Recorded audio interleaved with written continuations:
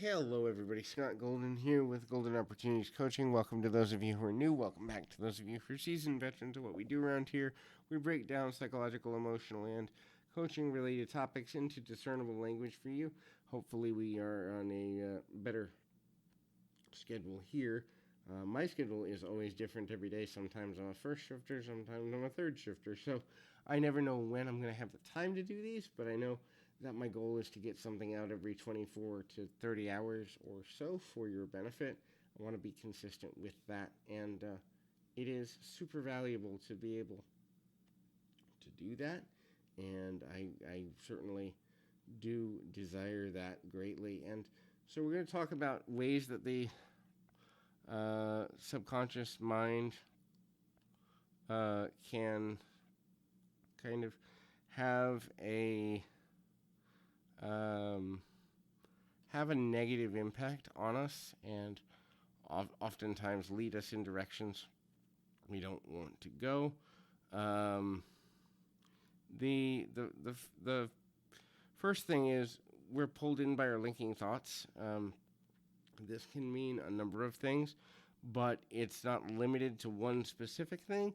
That is to say that when our subconscious mind goes to a certain thought, a certain idea, a certain concept over and over again, it's trying to tell us and show us something that we're not linking together, but our mind is linking together for us from the realization of things we know from the past, but we're not putting together because we can't have conscious memories of everything or every emotion or experience. And so when you continue to go to a thought pattern, when you continue to think about a project or an idea that is just coming out of nowhere, definitely pay attention to it, because at the end of the day, paying attention to it does lead to a resolution. It also leads us usually to the expansion of a new concept, idea, or project.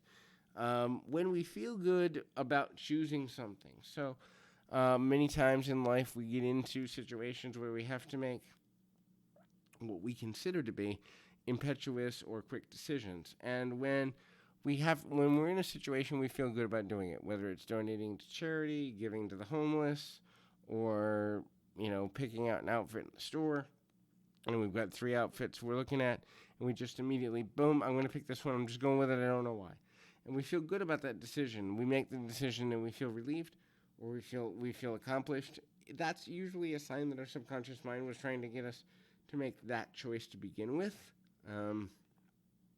It's important to realize that the subconscious mind guides all of our decisions, both positive and negative, which is when your gut feeling, when your primary emotion says, this is bad and I don't know why, and you just have that feeling around a new person, or you have that feeling around taking a job, or you have that feeling around a situation, pay attention to it.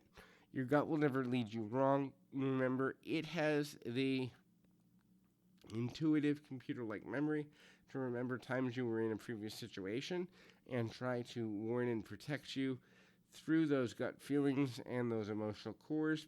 The more we pay attention to our emotional core, the easier it is to deal with unforeseen circumstances that might take us down a negative rabbit hole.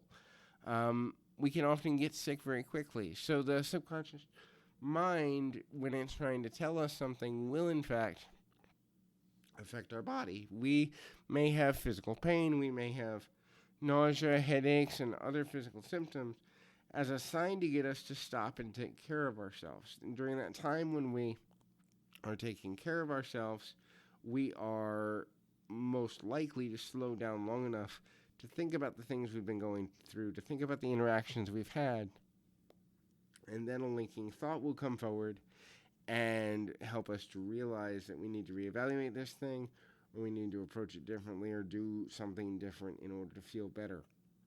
If you have a gut feeling that does make you physically sick, don't move again, meaning physically, literally, or emotionally, until you have peace about the decision you're making. Remember, when a decision does not come with peace, it's not coming from a loving or higher vibrational or godly place.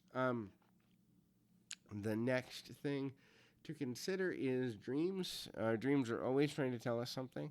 If we are in tune to them, we can often learn Things like what we really desire out of life, what our focus should be or could be, what we need to avoid, where our fears are, where our discomfort is, where our needs to improve as people lie. All of these things can be learned through proper and competent dream interpretation. The next and last thing is when your subconscious mind is trying to tell you something, you get a clear focus.